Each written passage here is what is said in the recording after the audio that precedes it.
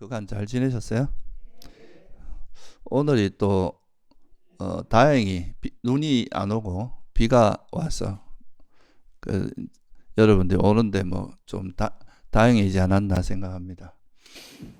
그 오늘이 이제 우리가 제타원화선언이 이제 개원한 지가 15년이 되는 이제 해인데요. 어찌 보면 15년이라는 세월이 흘렀다는 거에 대해서 저도 좀 깜짝 놀랐습니다. 제가 40대 중반에 이 선언을 시작했는데 이제 내년이면 환갑에 이러는 그런 나이가 됐다는 것이 참 이 세상 세월이 빠르다. 그리고 참 정말 인생이 무상하고 참 빨리 지나간다는 걸 다시 한번 느낍니다. 그래서 사실 이제 처음에 우리가 선언을 시작한 거는 이제 저 방배동에 그서 이제 어떤 건물의 2층에서 시작을 했는데요. 그게 이제 시간이 지나면서 지금은 여기서 이제 한 10년 정도 지난 시기에 2018년에 이쪽으로 이제 이사를 오게 됐고, 여기서 또 한 5, 6년 정도 지나고 작년에는 또 서울에 이제 다시 포교당을 서울 법당을 내고 그렇게 이제 여러 가지 외형적으로 변화가 많이 있었는데요. 근데 이제 그런 외형적인 변화도 있었지만 또 어떤 면에서는 우리가 내용적인 측면에서도 처음에 우리가 이제 시작할 때와 지금은 또 다소 달라진 점들이 있거든요. 큰 틀에 있어서는 뭐 달라진 게 거의 없지만 좀 더 이제 구체적인 측면으로 또 어떤 부처님의 가르침에서 이제 초기불교를 지향하는 그런 면에서는 뭐 일관되게 똑같은 방향으로 흘러왔지만, 또 우리가 수행을 대하는 태도나 뭐 이제 어떤 것을 의지해서 수행하고 이런 면에서는 조금 달라진 면도 있기 때문에 오늘은 그냥 뭐 이제 또 개원한 지 한 15년 되는 그런 시기이기도 하고 해서 우리 선언에서 이제 뭐 서울의 조만한 법당에서 또 이래 춘천에 이래 큰 또 도량이 만들어지고 그런 외형적인 변화도 또 중요하지만, 또 우리 선언이 내용 면에서 또 어떻게 또 약간의 변천을 거쳐왔고 우리가 지금 어떤 방향으로 수행하고 있는지 이런 거를 한 번쯤은 또 짚어보는 것도 괜찮을 것 같아서 제가 그 부분에 대해서 한번 말씀을 좀 드리려고 합니다. 아무래도 이제 저도 출가를 하고 나서 이제 우리나라 불교에서 한 10년, 한 8년, 9년 정도 이제 공부를 했었는데, 그때 당시에 많은 걸 배우긴 했지만 뭔가 불교에 대한 좀 확실한 그림이 잘 안 그려지고, 뭐 또 수행상에 있어도 여러 가지 이제 좀 의문점들이 있었는데요. 근데 그때 당시에 이제 마침 그때 우리나라에 처음으로 이제 아비담마 청정도론이 번역돼 나왔어요. 그래서 이제 그거를 소개받아 가지고 그때 처음으로 이제 아비담마를 보고, 또 조금 있으니까 이제 청정도론이 번역돼 나와서 그 두 개의 이제 논설을 보게 됐는데, 아무래도 그동안 이제 뭔가 좀 분명하지 않고 뜬구름 잡듯이 뭔가 좀 모호했던 불교의 체계가 이제 이 아비담마라는 교학에 아주 이제 체계적으로 정리한 교학, 그리고 청정도로는 이제 수행에 대해서 좀 체계적으로 정리한 그런 두 가지 논설을 보면서 이제 이게 참 그동안 내가 어떤 부분에서 좀 잘못 알고 있었고 어떤 부분에서 좀 부족했나 하는 거를 좀 알게 됐고요. 그래서 그걸 기반으로 해서 이제 그때 또 마침 이 청정도론을 기반으로 해서 이제 수행하는 곳이 미얀마에 있다는 소리를 들었어요. 그래서 이제 거기 그 이야기를 듣고 또 마침 이제 거기서 수행하는 이제 수행 매뉴얼을 이제 제가 보게 됐는데, 그걸 보면서 이제 내가 책으로 본 것도 좋지만 직접 한번 가봐야 되겠다 해서 그때 2005년부터 2007년까지 미얀마에서 한 3년간 이제 수행을 하게 됐고요. 그때 이제 수행을 하면서 이제 초기 불교라는 거에 대한 좀 이제 이해도 많이 이루어졌고, 또 이제 수행에 대해서 우리가 부처님께서 말씀하신 그동안 우리나라는 주로 이제 대승불교 위주로 배워왔기 때문에 사실 여러분들이 이제 대승불교는 좀 공부를 해보고 또 역사적으로 좀 살펴보면 좀 여러 다국적 종교가 이래 좀 결합된 어떻게 보면 이제 하나의 모습이라기보다는 좀 다양한 모습을 가지고 있는 그런 이제 불교라고 볼 수 있는데요. 그런데 이제 그래도 부처님의 가르침에 좀 원음에 가깝다고 하는 초기 불교를 접하면서 이게 불교가 뭐라는 것, 불교 어떤 것이 진짜 불교라는 것에 대한 좀 이해가 생기게 되었습니다. 특히나 이제 그런 제가 미얀마에 있으면서 여러 가지 것들에 대한 거기서 이제 수행을 하면서 많은 걸 배웠지만 또 그때 당시에 이제 가장 인상 깊었던 거는 그 성가 시스템. 그러니까 그 우리나라는 좀 전통적으로 이제 그런 건 있지만 그래도 우리가 경전에서 보던 그런 성가 시스템이 그대로 좀 살아있는 그런 거를 보면서 그런 이제 좀 굉장히 큰 인상을 받았고요. 그리고 또 이제 수행이나 이런 것도 좀 그 경전에 의지해서 좀 체계적으로 배우고 있다는 그런 거에 대해서 아주 좋은 인상을 받았습니다. 그래서 이제 이런 것이 이제 또 수행자들 그 수행센터가 이제 가야 될 방향성이 아닌가 이런 생각을 하게 됐고요. 근데 또 한편으로는 이제 그런 성가 시스템이나 수행이 아주 체계적으로 이제 아무래도 이제 그 미얀마는 아비담마의 나라라고 이제 보통 이름하거든요. 그러니까 아비담마라는 그 체계를 또 그대로 이제 원용해서 수행 시스템에 적용한 게 또 청정도론의 그런 가르침이고, 그래서 이제 그런 것이 체계적이고 이런 것은 굉장히 좋았고, 또 이제 성가의 그런 율에 의해서 살아가는 그런 성가 시스템 이런 것이 이제 굉장히 인상적이고 배울 만하다고 생각을 했었습니다. 근데 또 한편으로는 이제 어떤 수행적인 측면에서 봤을 때는 그런 이제 아비담마나 청정도론이라고 하는 것이 아무래도 논서다 보니까 이제 어떤 체계적으로 이론을 구성하고 뭔가 분류하고 분석하고 이런 거에 되게 이제 아주 그 첨예하게 아주 디테일하게 그렇게 이제 하는 거다 보니까 이게 또 다소 아비담마 이론이나 이런 건 또 다소 현학적인 그런 부분이 있거든요. 그래서 그거를 이제 기반으로 하는 이런 이제 수행 시스템에서 이게 과연 일반인들이 논리적으로 훈련되지 않은 사람들이 이걸 접할 수 있을까? 그런 것도 있고, 좀 현실과 딱 밀착해 있다기보다는 다소 이래 좀 관념적이라는 그런 이제 좀 현학적이고 관념적인 그런 부분도 많이 있다고 느껴졌고요. 또 그런 이제 거기서 이야기하는 수행 시스템 속에서 뭔가 수행이 굉장히 체계적이고 그런 거에 비해서는 또 이게 뭔가 일상 속에서 우리가 이제 그 수행의 대상 자체를 또 내가 배웠던 곳에서는 좀 이제 법을 아주 중요시 생각하고 법을 대상으로 이제 수행을 해야 된다고 이야기를 하는데, 이 법이라고 하는 것이 좀 예를 들면 깔라빠, 아주 미세한 입자라는 깔라빠라는 걸 보고 또 그 속에서 또 사대를 분석하고 이렇게 해야 이걸 법을 보는 거고, 또 마음을 보는 것도 심찰라 인식 과정을 알고 또 심찰라를 보고 그 속에서 또 그 심찰라 속에 있는 심과 심소들의 뭔가를 분석해야 되고, 이런 것들이 굉장히 체계적이고 이제 막 신기하다고 느껴졌지만 또 한편으로는 이 아비담마 체계가 없다면 이 시스템은 좀 무너질 것 같은,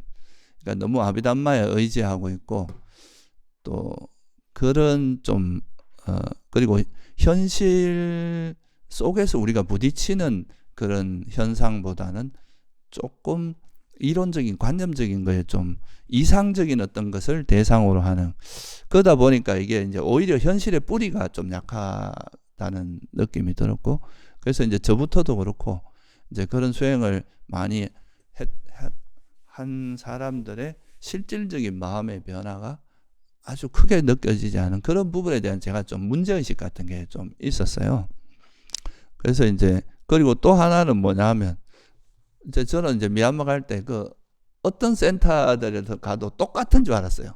다 똑같은 이야기를 하고 서로가 다른 게 없고 뭔가 똑같은 수행을 하고 이렇게 이제 뭔가 일치된 모습을 보일 줄 알았는데 또 뭐 막 그 미얀마도 각상 가보면은 또 각 센터마다 우리께 맞고 다른 거는 틀렸다고 하고 서로가 이제 좀 약간은 물론 그거는 어쩔 수 없는 부분이기도 합니다.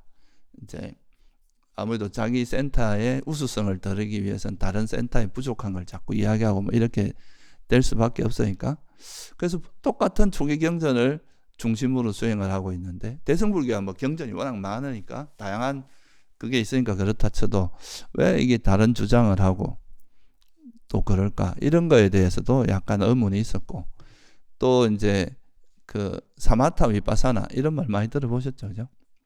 그러니까 사마타하고 위파사나 이거는 이제 어찌 보면 삼매를 닦는 거고 하나는 지혜를 닦는 건데 이 두 가지가 너무 이렇게 좀 획일적으로 좀 구분이 돼 있다는 생각이 들었어요.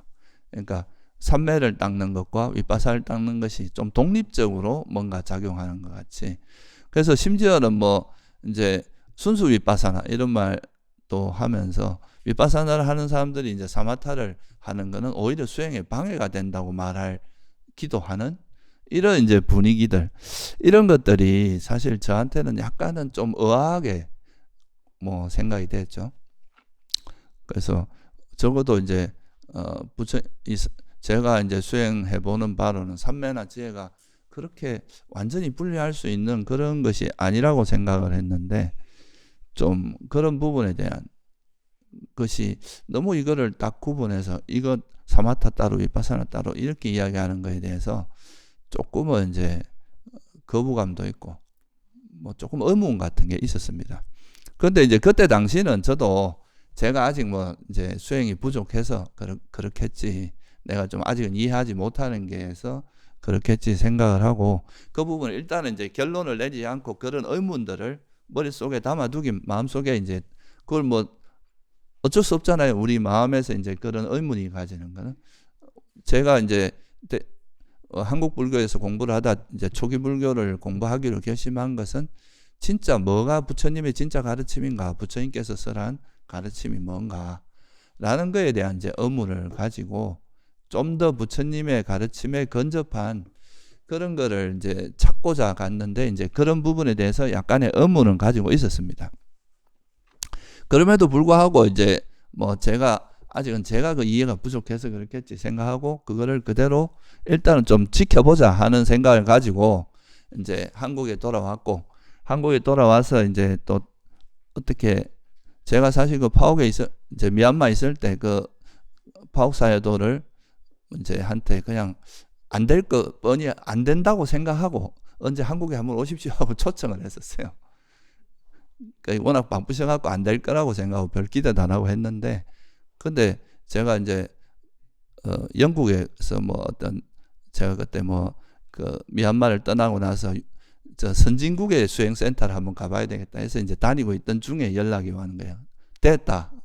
이제 오시기로 하셨다. 이래가지고 갑자기 제가 이제 한국에 들어와서 그 이제 수련회를 2008년도에 한 달 정도 수련을 하게 되는데 그러면서 그때 그 이제 공부했던 사람들이나 이런 분들이 이거 그냥 지금 계속 공부할 수 있는 뭔가 선언이 있었으면 좋겠다 해서 이제 처음으로 이제 제 또 하나 선언을 열게 된 겁니다. 그때 그래서 이제 2009년도에 그 지금 방배 사동 그 옛날 기무사 있는 데입니다. 거기 이제 서래공원인가? 서리풀공원 거기에 그 근처에 있는 이제 그 건물에서 이제 그걸 하게 됐고요.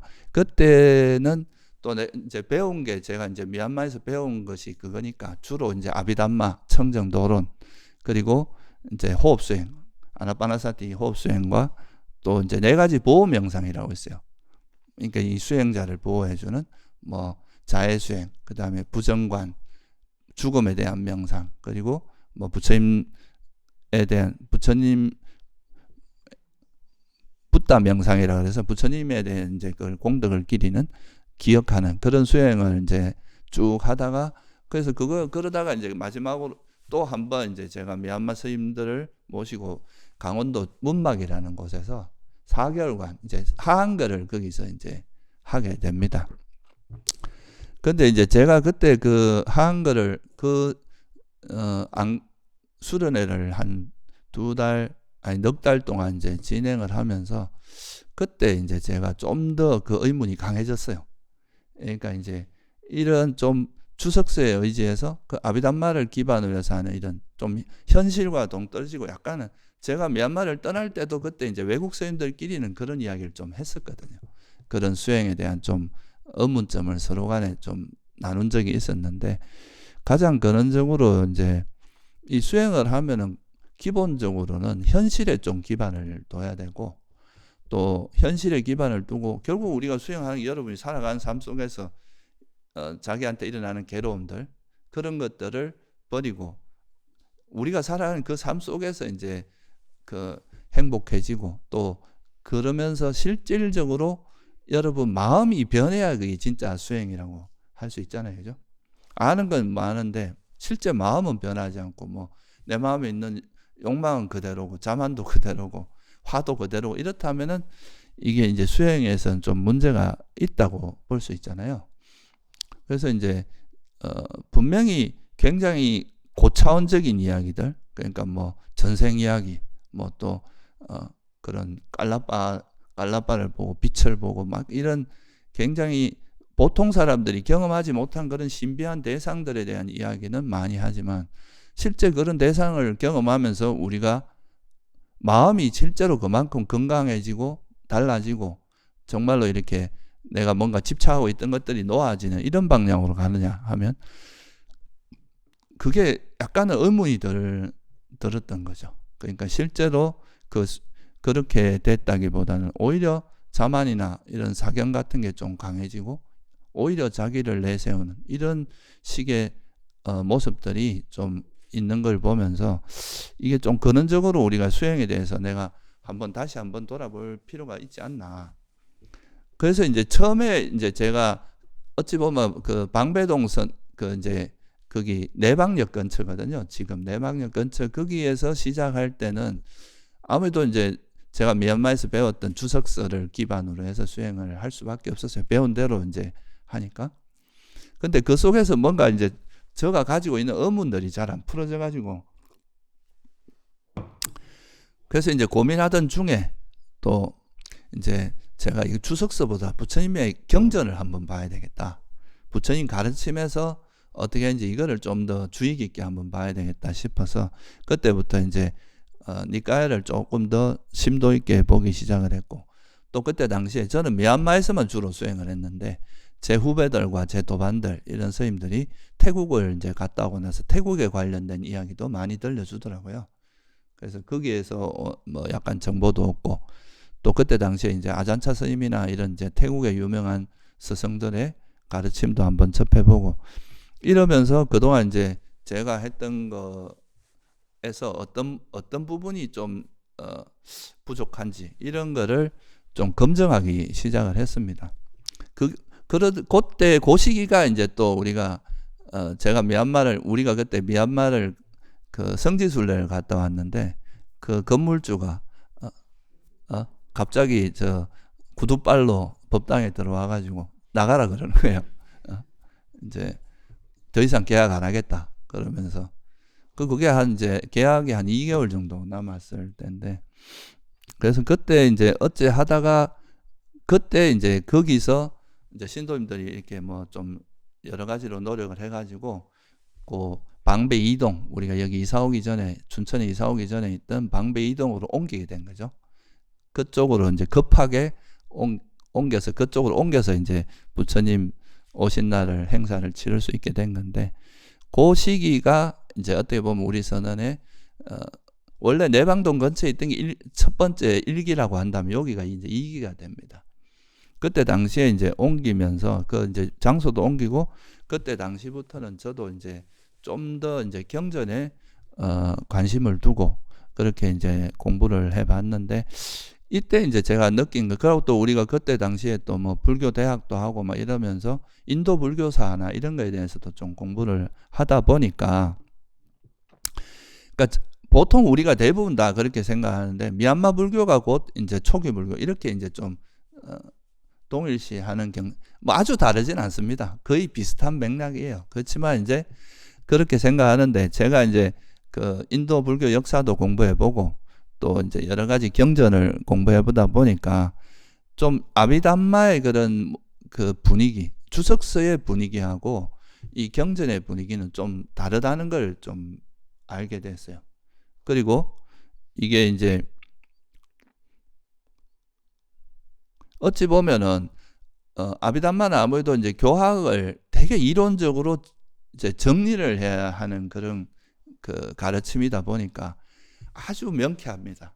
그 교학 체계는 굉장히 뚜렷하고 명쾌하고 되게 분석을 잘 해놨고, 그래서 이제 그 사실 아비담마만 봐도 불교가 어떻게 돌아가는지 훤히 보일 정도로 이게 되게 명확하게 설명이 돼 있고, 그렇지만 이게 이제 사실은 그렇게까지 부처님께서 이제 설해 놓은 경전을 보면은 그렇게까지 깊이 너무 많이 분석을 하거나 현학적으로 돼 있진 않아요. 되게 단순 명료하면서도 깊이 있고, 그리고 이 단순 명료한 속에서 그 속에서 이제 자기가 수행을 해 나가면서 그 디테일은 자기가 채워 나가는 이런 방향으로 되어 있다면, 아비담마는 이미 이제 논리적으로 완결성을 가지고 있기 때문에 사실 그 수행자가 거기에 들이댈 만한 그 여지가 별로 없어요.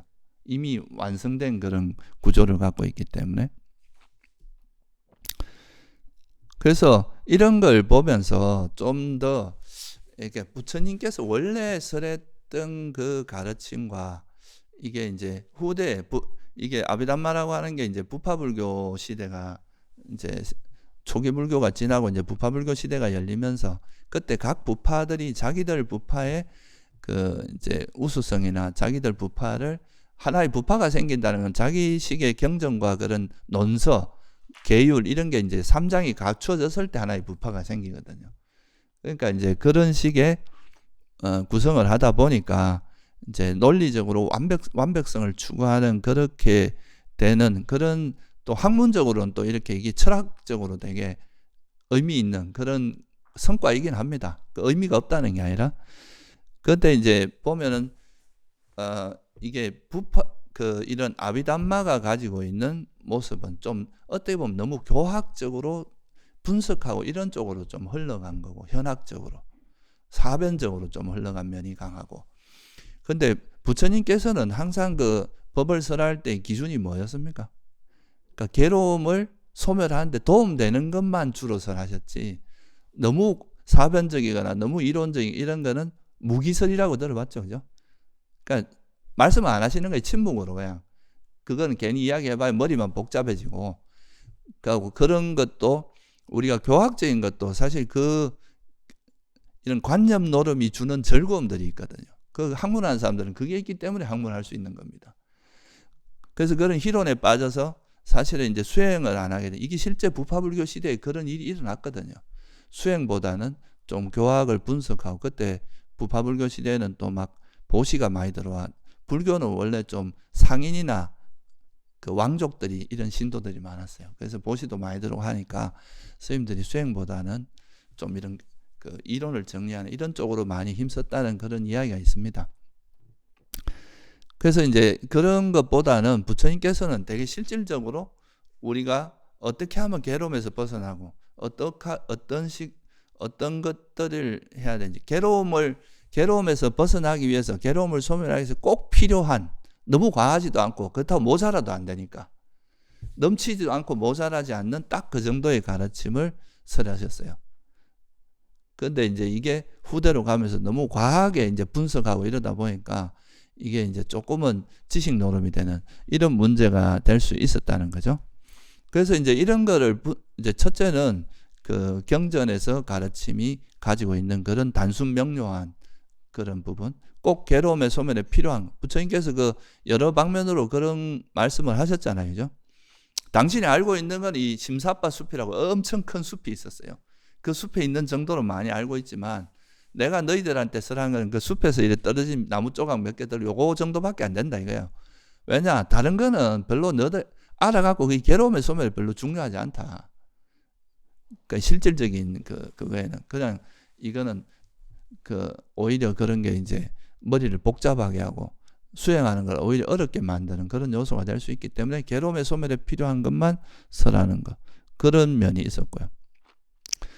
그래서 이게 이제 좀 경에서 나온 가르침들이 또 주석서에서 말하는 것보다는 훨씬 더 유연성을 가지고 있습니다. 너무 많은 걸 분석하지 않았기 때문에 꼭 필요한 정도에서만 이야기를 하고 그리고 그거를 기반으로 수행을 하니까 이게 그 나머지는 자기가 수행하면서 채우는 거예요. 그러니까 굉장히 많은 유연성을 갖고 있죠. 그렇지만 그렇다고 해서 또 너무 안 가르쳐 주면 어디로 가야 될지 길을 모르니까 명확하게 괴로움과 괴로움의 소멸에 필요한 거는 정확하게 가르쳐 주신 거예요. 그게 이제 사성제라는 겁니다. 괴로움이 뭔지, 그럼 괴로움이 왜 일어나는지, 이 괴로움의 소멸은 뭔지, 괴로움의 소멸이 이르려면 어떻게 하지, 이 네 가지는 뺄 수도 없고 더할 수도 없는 딱 그 정도의 가르침을 설했다 이거예요. 그래서 이제 제가 이런 방배동 이제 옮기고 나서 거기서 이제 여러 가지 경전도 가르치고 또 저도 수행도 하고 또 여러 가지 이제 연구를 해보고 또 이제 그런 우리나라는 또 대승불교가 기반이 되어 있는 나라다 보니까 어떻게 해서 이런 게 형성됐는지 불교 역사를 또 보지 않으면 이 사실 이 역사 속에서 우리의 위치를 알지 않으면 그거 참 알기가 어려운 부분이 정리가 잘 안 되는 게 있거든요. 그래서 그런 걸 해보면서 이제 아비담마는 사실 학자들이 연구해보면 이 아비담마에서 쓰는 언어는 굉장히 후대의 언어입니다. 언어학적으로 보면. 그러니까 지금 미얀마 같은 데는 아비담마가 뭐 부처님께서 직접 써놓은 거라고 이야기하는데 이건 좀 과한, 좀 너무 신심이 과해서 좀 그런 거고 실제로 이제 현대 이제 학문이나 이런 연구에 의해서 밝혀진 걸로 보면 아비담마는 좀 후대에 형성된 거는 확실하고요. 그 후대에 이제 부파불교가 좀 발전하면서 만들어진 거고 그리고 이제 니까야도 그러면 이렇게 또 비판하는 사람이 있어요. 니까야도 뭐 거의 부처님 열반하시고 나서 실제 기록된 건 한 600년이 지나서 기원전 한 1세기 정도? 그때 이제 기록되기 시작한단 말이에요. 그러면 이것도 사실 이것도 초기 불교라고 믿을 수 있느냐? 이렇게 이제 주장할 수도 있는데, 그리고 또, 지금 우리가 보는 니까야는 상자부라는 부파의 소위 경전입니다. 상자부에서 전해진 경전이고, 아함이라고 하는 것이 있어요. 우리나라에서는 주로 아함경이라고 들어보셨죠, 그죠? 이 아함이라고 하는 거는 또 북방으로 해서 설일체 유부나 법장부나 이런 여러 부파에서 전성된 경전이에요. 그래서 조금 이제 그게 다르죠. 아무래도 니까야 같은 경우는 상자부 전통으로 이어져 오다 보니까 상자부의 스타일이 좀 가미됐을 수도 있겠죠, 그죠? 아무래도 자기들 부파에 맞는 그런 걸 약간씩 첨삭할 수는 있거든요. 그래서 이런 걸 가지고 또 이제 그렇다고 조기 경전이라고 믿을 수 있냐 이렇게 이제 말할 수도 있는데 실제로 이거를 이제 요즘은 이런 비교 분석을 하는 학문도 많이 발전했는데 니까야하고 아함을 비교 분석해 보면 실제로 이제 이 두 가지가 거의 한 80-90% 일치한다 그럽니다. 그러니까 경전의 구성이나 이래 편집 이런 거는 다를 수 있어도 거기에 들어간 내용 면에서는 거의 일치한다는 거죠. 한쪽은 남쪽으로 상자부라는 부파에서 전해졌고 한쪽은 다른 부파에서 전해졌는데 그 내용이 일치한다는 거는 그거는 그래도 가장 믿을 만하다. 그래도 손을 많이 대진 않았다. 약간씩은 이제 첨삭이 일어날 수는 있습니다. 자기 부파에 맞게. 예를 들면 이제 니까야에 있는 내용이 아함에는 없고 아함에 있는 내용이 니까야에는 없고 이런 경우가 있거든요. 그런 거는 사실 이제 약간 첨삭한 거예요. 뒤에서 후대에서. 그렇지만 우리가 불교의 핵심 교리라고 할 수 있는 영기라든가 사성제라든가 이런 거에 가르치면 100% 일치합니다. 그렇다는 거는 이제 우리가 그런 걸로 미루어 짐작을 해볼 때 적어도 어떤 사성제 또 영기와 사성제 이런 불교에서 핵심적인 가르침은 그래도 부처님의 가르침에 가장 가깝고 만약 이게 부정된다 그러면 우린 불교를 찾을 수가 없어요. 초기 경전마저도 부정한다 그러면 어디에서 우리가 그 불교를 찾을 수 있겠어요, 그죠? 그리고 또 이제 수많은 수행자들의 경험에 의해서 보면은 그래도 이 사성제의 가르침 이것만은 그래도 부처님의 당시부터 해오던 수행이라고 믿을 수 있겠다. 이런 이제 결론에 좀 도달한 거죠.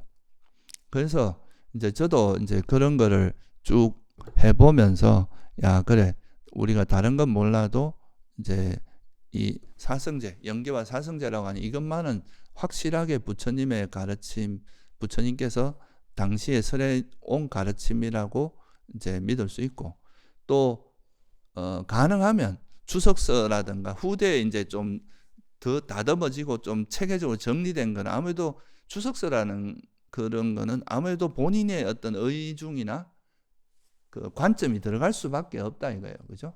그 쓴 사람의.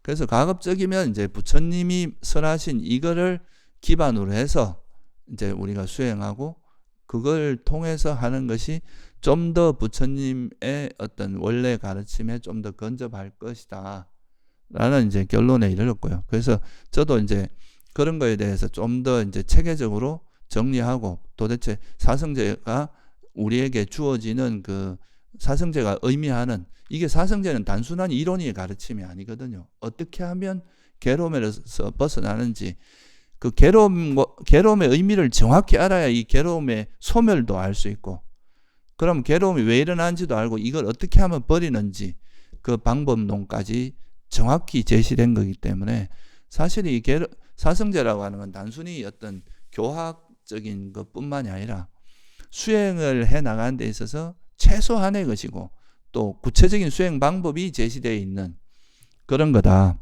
그래서 이제 그런 거에 대한 이제 그런 걸 체계적으로 정리해서 이 수행이라는 것이 어떤 길이고 어떻게 해야 수행을 하고 이거를 이제 정리하는 과정에서 이제 제가 사성제라는 책을 쓰게 됐고요. 그게 이제 어떻게 보면 우리 선언의 기본적인 틀이 됐다고 볼 수 있습니다. 그래서 처음에는 아비담마나 청정도론 같은 그런 거에 좀 의지했다면 이제 우리가 조금 시간이 지나면서는 그런 이제 좀 주석서보다는 좀 더 이제 부처님의 원래 가르침에 좀 더 근접한 그래서 그거의 또 핵심이라고 할 수 있는 니까야는 여러분이 그래도 아주 사소한 그런 거 외에 그 핵심적인 내용 믿어도 됩니다. 그게 그래도 부처님의 가르침에 가장 근접하다는 것은 대부분의 학자가 인정하는 바입니다. 그리고 이제 그건 또 수행하는 사람들이 또 직접 다 경험을 하면서 검증하는 거기 때문에 그래서 그 사성제라고 하는 그것이고 그러고 이 사성제에서 이제 수행의 방향성을 이야기하는 게 결국은 뭐겠습니까? 이 중도잖아요. 팔정도잖아요. 그래서 이 팔정도에 따라서 수행하는 이거를 이제 우리가 중도라고 이야기를 하고 그런 관점에서 우리가 이제 이 그 서울 생활을 정리하고 이제 이쪽으로 2018년에 이전을 하게 됐는데 그때 이제 우리가 이 도량을 건립하고 나서 그때 우리 도량의 정체성을 뭐로 할까 고민하다가 그때 이제 나온 게 바로 우리 선언은 사성제를 기반으로 해서 수행하는 도량이다. 그래서 이제 사성제 수행 도량이라고 이름을 붙인 겁니다. 그래서 우리 따오나 선언은 사성제 수행 도량이다. 사성제를 기반으로 수행하는 거고 그거를 중심으로 수행하는 것의 이제 수행의 방향성은 물론 이제 구체적인 수행법을 가지고 뭔가를 할 수도 있지만 결국 우리가 수행하는 건 중도를 의지해서 수행한다. 부처님께서 설한 팔정도, 중도 그런 의미에서 이제 중도 수행이라는 이름을 붙여서 우리 선언에서 하는 수행을 이제 중도 수행이라고 이야기한 겁니다. 그래서 이런 이제 경을 중심으로 사성제를 중심으로 보다 보니까 이제 과거에 내가 그 미얀마에서 가지고 있던 의문 같은 것들이 다 좀 해소가 되더라고요. 이제 경전은 그 아비담마나 이런 데에서 하는 것처럼 너무 이제 교학적이지 않고 현실에 기반을 두고 있습니다. 우리가 살아가는 이 현실 속에서 우리 마음을 살피고 마음을 알아차리고 해서 그걸 통해서 우리 문제를 해결하고 괴로움에서 벗어나는 이런 쪽으로 돼 있지 너무 현학적이고 어떤 대상에 치우쳐 있지도 않고 어떤 경계를 쫓아가는 게 아니라 그 세상을 아는 이 마음을 정화하는 그런 쪽으로 구성이 되어 있고, 또 미얀마에서 이렇게 뭐 여러 수행법이 다른 것도 어찌 보면은 그 팔정도 중에서 뭐 어떻게 보면 정진을 너무 강조할 수도 있고, 삼매를 되게 강조할 수도 있고, 바른 견해를 강조할 수도 있고, 이렇지만 이걸 전체 속에서 보면 이게 틀린 것들은 아니거든요, 각자가. 근데 이걸 장님 코끼리 만지기처럼 다리만 만진 사람은 다리만 옳다고 볼 수 있고, 코를 만진 사람은 이 코라고 주장하지만, 실제 전체적인 팔정도라는 전체 그림에서 보면 이 전체 그림 속에서 어느 하나를 강조하는 거라고 볼 수 있잖아요, 그죠? 그래서 그렇게 보다 보면 사실 뭐 크게 서로가 부딪힐 것도 없고, 그리고 이제 그 삼매와 지혜를 사실은 이게 좀 분리시켜서 생각하는 이런 부분도, 이거는 제가 생각할 때는 좀 주석서의 영향이라고 생각이 들어요. 너무 이걸 뭐 개, 정, 해 이렇게 너무 논리적으로 탁탁 분석을 하다 보니까, 이걸 분석하는 거는 아무래도 이 차이점에 대해서 부각을 하고 이거의 특징을 이야기하고 이러다 보니까 이것에 서로가 가지고 있는 연관성보다는 좀 분석에 초점이 맞춰지다 보면 이게 좀 분리될 수가 있는데, 근데 실제로 우리가 팔정도라는 거를 공부해 보면 이 팔정도는 하나거든요. 하나라는 거는 뭐냐 하면 8가지 요소로 설명하고 있지만, 우리가 하나의 수행을 해 나가는 데 있어서 여러 가지 요소가, 설명을 하자면 이러한 요소가 있다고 말하는 거지, 이 하나하나가 따로 움직일 수 없다는 거죠. 같이 작동될 수밖에 없다. 지혜가 없이 어떻게 삼매가 되냐 이거죠.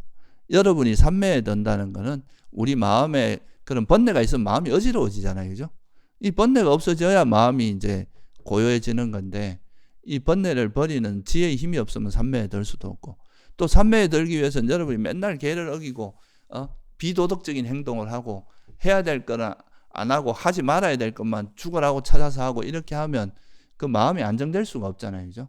그래서 이 계라는 것도 반드시 필요한 거고, 사실 그래서 이 수행을 하는 데 있어서는 이 계정해라고 하는 것이 같이 어우러져 갈 수밖에 없습니다. 그래서 부처님께서도 이제 이런 팔정도를 그럼 구체적으로 실천하는 방법이 뭐냐, 이거에 대해서 이제 호흡 수행도 이야기하고, 뭐 몸에 대해서 이제 알아차린 수행, 그리고 이제 대념처경에서는 이제 알아차림 수행 이런 걸 하는데, 그걸 한마디로 이야기하면 알아차림입니다. 그러니까 우리가 실제 구체적으로 실천하는 거는 자기가 살아가면서 우리 몸과 마음에서 일어나는 현상들을 계속 살피고 관찰하는, 현재 내가 뭘 하고 있는지를 계속 알아차리는 거죠. 그거를 설명한 게 바로 이제 몸에서 몸을, 느낌에서 느낌, 마음에서 마음, 법에서 법을 관찰한다는 사념처 수행이거든요. 그러니까 우리가 현재 내 살아가면서 내 행동이 어떻게, 내가 걸어갈 때는 어떻게 행동하고 있고, 말할 때 어떻게 하고 있고, 그 속에서 내 마음이 어떤 상태인지 이걸 계속 살피는 거예요. 내가 말로서 행하기 전에 내 의도가 어떤지, 마음으로 행하기 전에, 또는 말하기 전에, 행동하기 전에, 마음으로 하기 전에 현재 내 마음 상태가 어떤지를 알아차려서, 그게 이제 거기서 탐진치에 물들어 있으면, 거기에 집착이 있고 어리석음이 있고 또 성냄이 있으면, 그게 다 이 괴로움의 문제를 일으킨다는 게 집성제의 내용이잖아요, 그죠? 그러니까 이제 내가 비록 원하고 사랑스러운 대상을 봐도 집착하지 않고, 또 내가 싫어하고 마음에 안 드는 대상을 봐도 화내지 않고, 이런 마음으로 계속 변화시켜 나가는, 이걸 알아차리면서, 그죠? 그러니까 내 몸에서 내가 행동을 어떻게 하고, 말을 어떻게 하고, 행동을 어떻게 하고, 내 마음을 어떻게 쓰는지를 계속 알아차려서 그거를 정화해 나가는 거, 이게 이제 수행이다 이거죠. 그렇게 정화해 나가다 보면 내가 이제 마음에서 이런 걸 기본 관점으로 해서 수행을 하다 보면 이 번뇌가 놓아지면 이제 이 지혜가 생기게 되죠. 이런 이제 자기 번뇌를 알아차리고 이 번뇌를 내려놓는 지혜가 생기게 되면, 이 번뇌가 놓아지면 그게 이제 마음이 고요해지고 편안해지고 행복해지면서 생기는 게 삼매거든요. 그러니까 이건 삼매는 저절로, 또 마음이 고요하고 평안해지니까 또 세상을 볼 때 좀 더 편견 없이 그렇게 볼 수 있으니까 이 지혜가 생기고, 그러니까 삼매와 지혜는 서로 도와줄 수밖에 없어요. 보통 우리가 이제 삼매를 비판하고 이런 것들은 바른 삼매에 대한 이해가 좀 부족해서 그런 거라고 볼 수 있거든요. 부처님께서 말씀하신 바른 삼매는 항상 바른 견해를 기반으로 해야 바른 삼매가 되거든요. 그러니까 팔정도에서 말씀하시는 것처럼. 그래서 지혜 없는 삼매가 없고 삼매 없는 지혜는 없는 거죠. 그리고 여러분들이 뭐 그렇잖아요. 계속 이렇게 무의식 그냥 이렇게 뭐 잘 모르지만 시킨 대로 그냥 계속 이렇게 미소를 짓다 보면 마음이 좀 더 부드러워지고 이런 경험을 하는 게 좀 있을 겁니다. 그 말도 가급적이면 이제 거친 말을 자꾸 하다 보면 우리 마음이 점점 화가 더 커지고, 또 남의 비방하는 말, 남의 흠을 잡는 말 이런 걸 자꾸 하다 보면 또 그 사람의 화가 더 커집니다. 근데 부처님께서 이런 거를 말을 할 때 바른 말을 해라. 거짓말 하지 말고 또 거친 말 하지 말고 이간질 하지 마라. 이런 말을 듣고 그래도 부처님께서 하지 말라 그랬으니까 안 하는 식으로 하다 보면은 또 마음이 그런 거친 말 덜 하고 이래 거짓말 안 하고 이러다 보면 마음이 좀 정화되는 면이 있고, 그렇게 하면서 이게 나한테 이익이 있구나. 아, 정말 이게 나한테 정말 유익한 거구나. 이런 또 바른 견해가 그 행위를 통해서 또 바른 견해가 또 이래 정착되는 측면이 있거든요. 우리가 일상 속에서 계를 잘 지키려면 사실 지혜가 있어야 계가 잘 지켜지는 거거든요. 이게 내가 이런 남에게 험담하고 나쁜 소리하고 이런 게 해롭다는 걸 명확히 이해하면 그걸 덜 하게 될 거 아니에요. 자발적으로 안 하게 된다 이거죠. 그래서 사실 이 계라는 거는 우리가 수행이 현실에 드러나는 방식이거든요. 여러분들이 마음이 바뀌면 현실 속에서 나만 말할 때 막 거칠게 말하고 거짓말하고 막 악의를 가지고 그렇게 하지는 않을 거 아니에요. 그죠? 내 마음에 집착이 없으면 내 욕망 때문에 남에게 막 거칠게 하거나 말을 함부로 하거나 거짓말하거나 이러지 않는단 말이죠. 그래서 우리 마음이 변화가 되면 그게 말과 행동으로 드러나게 되고, 말과 행동을 조심하고 단속하다 보면 우리가 말이나 행동을 아주 법답게 하려고 단속하다 보면 또 그게 우리 마음을 편안하게 해주고 그게 또 우리 지혜도 성장하는 데 도움이 될 수밖에 없다 이거예요. 그래서 부처님께서는 팔정도 내용을 보면 그렇거든요. 바른 견해를 기반으로 해서 이렇게 말도 하고 행동하고, 그리고 이제 노력할 때도 바른 견해에 입각해서 노력하고, 이렇게 하다 보면 이제 개정해가 두루두루 갖추어져서 여러분들이 이제 수행이 향상될 수 있는 그렇게 되도록 이제 짜준 거죠. 그리고 아주 기본적인 것만 알려주면 그 다음에는 여러분이 이제 수행하다 보면 자기 속에서 이렇게 경험하다 보면은 그게 이제 우리가 뭐 주석서나 이런 거 나중에 보면 이게 무슨 말인지 다 이해됩니다. 왜냐면 자기가 다 경험했던 거니까. 그래서 기본적으로 이 알아차림을 통해서 현재 여러분이 어떻게 살아가는지 이거를 명확히 아는 거, 이게 첫 번째라면, 그 다음 두 번째는 이 내가 경험한 거를 그냥 넘어가는 게 아니라 이 내가 수행하면서 경험했던 이것이 과연 법답게 한 것인지 잘못한 건 없는지 이걸 검증을 해야 될 거 아니에요. 그죠? 법답게 하는지 안 하는지, 이게 내가 잘못된 길을 가는 거 아닌지 계속 자기를 돌아보고 검증하지 않으면 어느 하나의 타성에 젖어갖고 안주하게 되거든요. 그래서 자기가 이제 알아차림을 통해서 얻어진 그런 경험들, 통찰들, 암들을 계속 돌아보면서 법답게 검증하고 반조하는, 그게 바로 반조라는 거거든요. 그 부처님께서 라울라에게 이제 경책한 내용도 대부분 그런 거예요. 네가 몸으로 했을 때 이게 바른지 그런지 살펴보고 행동해라. 그리고 말로서 할 때도 이게 이게 올바른 건지 그러지 않 이런 걸 살펴보고 하라고 그러고, 마음으로 할 때도 마찬가지고. 그러니까 우리가 이제 살아가면서 내가 했던 행위들을 돌아보면서 그것이 올바른 법답게 한 건지 아니면 비세속적으로 한 건지 이런 거를 돌아봐서 자기를 검증해 나가는 과정이 없으면 이게 그냥 타성에 젖어갖고 이게 옳은지 안 건지 그냥 갈 수도 있거든요. 또 자기 경험을 하다 보면 그게 자기 경험에 의지해서 해석을 하다 보면 그게 또 사견의 요소가 되기도 하고, 그래서 이 알아차림을 통해서 우리 스스로의 마음을 계속 정확히 인지하고 파악하는 과정이 이루어지고, 몸과 마음의 그거를 반조 과정을 통해서 이제 우리 마음을 검증하고 내가 수행을 올바르게 하는지 검증하는 이런 것들이 이루어지는 이게 바로 이제 어떻게 보면 중도 수행의 가장 핵심입니다. 이거는 사실 수행 방법은 좀 다를 수 있어도 대부분 그래도 건강하게 올바르게 수행하는 그런 수행센터에서는 제가 적어도 경험하기 공통적으로 하는 것들입니다.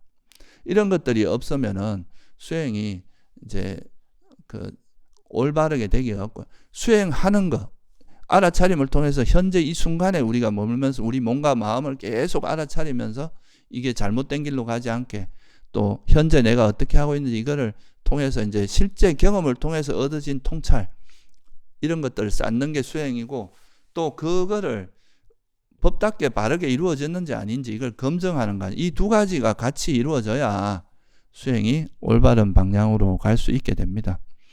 그래서 그런 것들이 이제 계속 이루어지다 보면, 그렇게 우리가 올바른 방향으로 이제 팔정도에 의지해서 그렇게 공부를 하다 보면 이제 우리가 수행이라는 것이 이제 우리 삶에 점점 녹아들게 돼요. 그러면 여러분들도 이제 그냥 이게 수행이 나하고 동떨어진, 우리 삶과 동떨어진 그냥 어떤 선언에서나 하고 뭐 그냥 하는 배우는 이게 아니라, 내 삶에서 정말 내가 아까 말했듯이 원하는 대상을 만나도 집착을 덜하고, 내가 싫어하는 사람 만나도 화보다는 사무량심으로, 그죠? 잘 되길 바라고, 또 다른 사람이 고통 안 받기 바라고, 남이 잘 되면 같이 기뻐해주고 질투하기보다는 그런 마음으로 이래 변화가 되는 거, 이게 이제 올바른 삶이고요. 또 이 어떤 수행센터가 이제 정말 제대로 되려면, 우리가 지난 한 몇 년간 이제 여기 와서 같이 수행을 하면서 여러 가지 뭐 아무래도 조금씩 이제 많은 수행자들 경험하고, 또 우리 내부에서도 여러 가지 경험들을 하면서 이런 것이 이제 지금은 그래도 많이 정착이 된 상태인데요.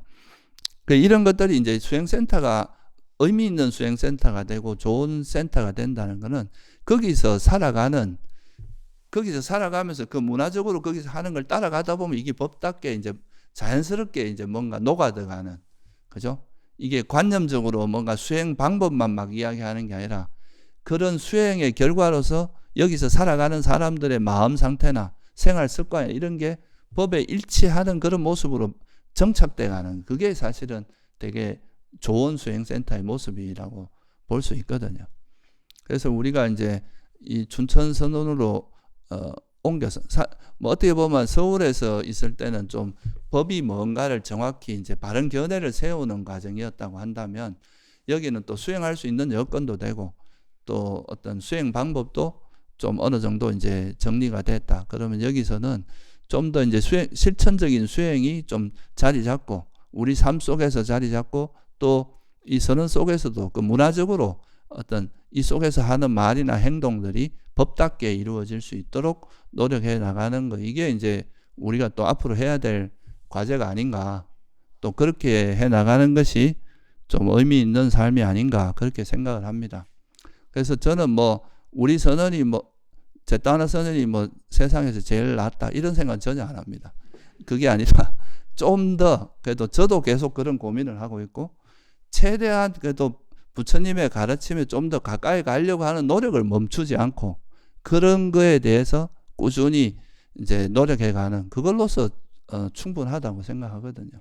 그러니까 우리가 뭔가 잘하고 이런 것보다 이게 올바른 길로 가고 있는지를 계속 검증하고, 그게 부처님 가르침에 맞게 가는지 이런 거를 계속 돌아보는 이런 자세로 가는 것이 이제 우리가 좀 앞으로 추구해야 될 방향이 아닌가, 이렇게 생각을 하고요. 그래서 오늘 이제 우리가 개원한 지도 15년이면 적은 세월이 아니고, 그런데 이제 그런 때라서 저도 제가 이제 생각하는 그런 소회와 또 우리 선언이 이제 어떻게 가야 될 것인가, 우리가 어떤 변화를 거쳐왔고 앞으로 또 어떤 방향으로 가야 될 것인가 하는 거에 대해서 간단히 좀 말씀을 드렸습니다. 하여튼 그동안 15년 동안 이렇게 이제 이어져 올 수 있었던 거는 또 여기 많은 사람들의 노력이 있었던 건데, 그런 것들에 대해서 다시 한번 감사를 드리고 오늘 법편 이걸로 마치겠습니다. 네.